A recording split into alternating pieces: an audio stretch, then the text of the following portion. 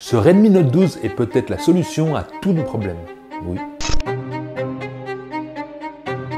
De nos jours, il existe tellement de smartphones, de marques, de modèles différents, et il faut l'admettre, on est totalement perdu. Même moi, youtubeur, j'arrive à me perdre. Et c'est là où arrive ce Redmi Note 12 de chez Xiaomi, qui propose quand même un rapport qualité-prix intéressant, mais voilà, vous le savez, c'est pas forcément parce qu'il y a une fiche technique intéressante que le smartphone est bon. Le premier point fort de ce Redmi Note 12, c'est le choix des couleurs. On a plusieurs coloris, donc on a de quoi trouver son bonheur, surtout qu'ils sont pas vilains.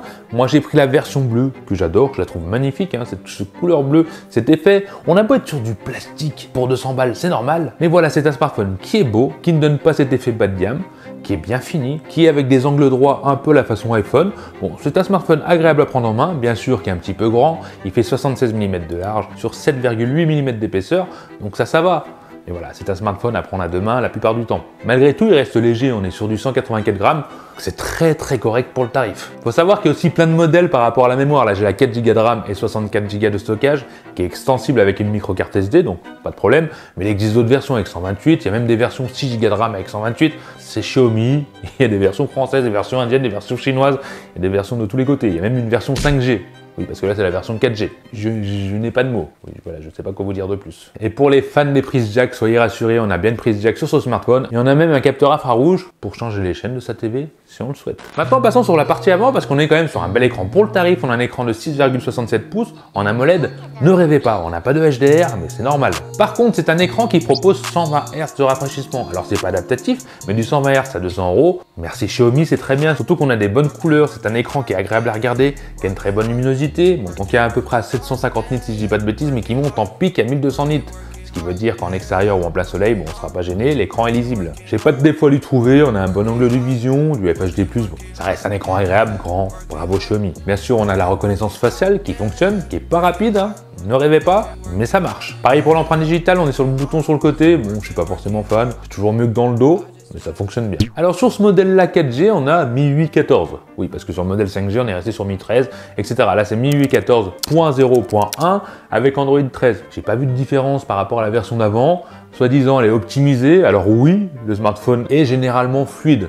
Bien sûr, on pourra faire comme les anciennes versions, hein. Changer de thème, on a un peu de choix sur le Always On Display. Bon, voilà, il y a un petit peu de personnalisation, c'est pas ouf non plus. Ça reste MIUI 14, il y a des applications préinstallées dessus qui se désinstallent facilement, pas d'inquiétude. Voilà, bon, ça reste correct, même au niveau de la fluidité, mais il y a quand même un petit hic. Parce qu'il est fluide, oui, pour Instagram, pour TikTok, etc., ça reste fluide, mais il y a des moments, c'est aléatoire, où il va ramer un petit peu. On va avoir quelques petites latences, bon, ça va pas gêner à l'utilisation de tous les jours, mais on va la ressentir. Et là, le smartphone est neuf, il y a quelques applications installées dessus, donc à savoir si dans un an, il sera aussi fluide, ou si les latences prendront le dessus et il sera carrément plus chiant à utiliser, je peux pas vous le dire maintenant. En tout cas, c'est fluide. Mais voilà, des petites latences des fois de temps en temps qui pointent le bout de leur nez, c'est pas grave. Je voulais juste vous le dire pour que vous le sachiez, mais à 200 balles, c'est un petit peu normal. Et bizarrement, c'est pas forcément le processeur qui va faire ces latences, parce qu'on est sur le Snapdragon 685, qui est un bon processeur. C'est pas ouf, on est en score en tutu qui va monter à 280 000. Bon, c'est vrai qu'il n'y a pas beaucoup d'amélioration par rapport à l'année dernière, je crois qu'on était à 260 000. Voilà, ça gagne un petit peu à chaque fois. Bon, le changement n'est pas fameux, mais c'est toujours ça. Alors oui, en jeu, ça va suivre. On pourra mettre des jeux 3D, il faudra pas demander des graphiques maximum, ça ne sera pas possible. Ça sera des graphiques minimum. Il n'a pas tendance à chauffer plus qu'un autre smartphone, ça reste normal, j'ai envie de vous dire. Voilà, ça brûle pas les doigts. Toujours les mêmes petits problèmes de latence de temps en temps. Le jeu ira bien, et puis des fois, comme ça va venir une petite latence, c'est pas gênant. Après, c'est peut-être la version du logiciel qui a un petit problème d'optimisation, ça sera mis à jour juste après, il n'y aura plus du tout de latence. Attention, c'est à l'instant T, là, maintenant. Je sais pas quand on est, mais c'est aujourd'hui. Enfin bref, pour le jeu, ça ira. Toujours pareil, pas des jeux gourmands. Après, il y a un petit hic, c'est qu'on est sur un son mono. Alors oui, pour le tarif, ça va.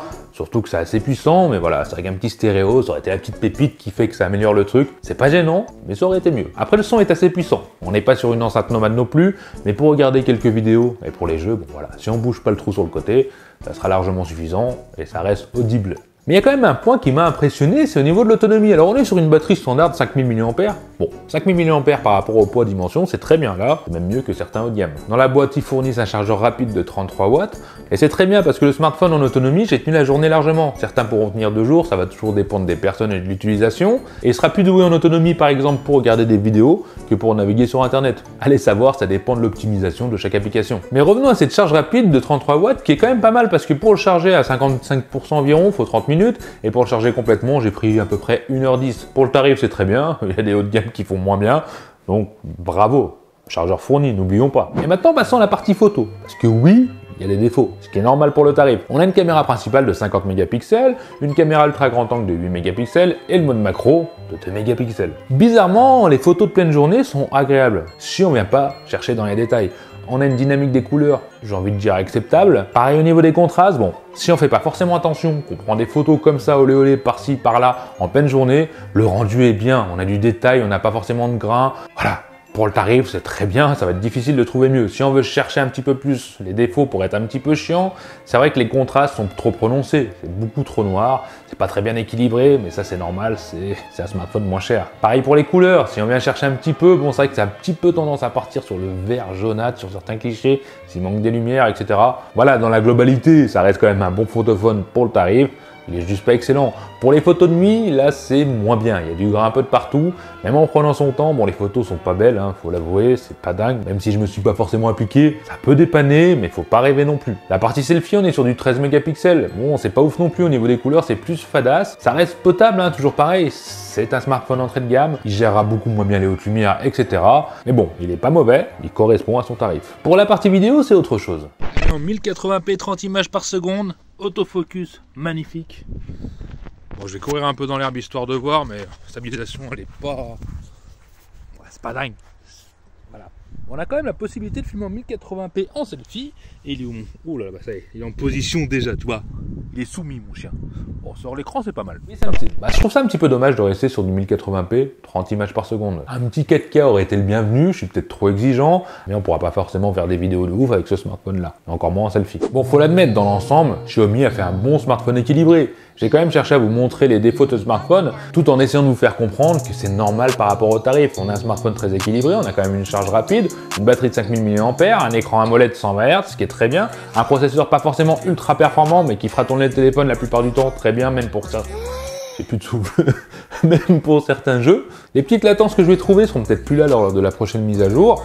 Et pour 200 balles, on va pas lui en demander trop. C'est un bon smartphone pour le tarif, surtout à l'heure actuelle. C'est la crise, tout augmente, les prix gonflent de tous les côtés et les fabricants ont du mal maintenant à faire un bon rapport qualité-prix. Toutes les marques ont le même problème. Maintenant, c'est à votre tour de me dire en commentaire ce que vous en pensez. Est-ce que ce Redmi Note 12 4G semble le bon choix pour 200 €? Allez-y, lâchez-vous, la couleur que vous préférez, etc. Et petit point important avant de vous quitter, si tu viens de me découvrir, moi c'est Fred et je t'invite à t'abonner tout de suite parce que je fais pas mal de vidéos tests. Et si tu es encore là, c'est que tu as aimé la vidéo, donc je t'en prie, vas-y, fais-toi plaisir. Et les tout qui m'ont tien, je vous dis à la prochaine vidéo. J'espère que ça vous a plu. Bye.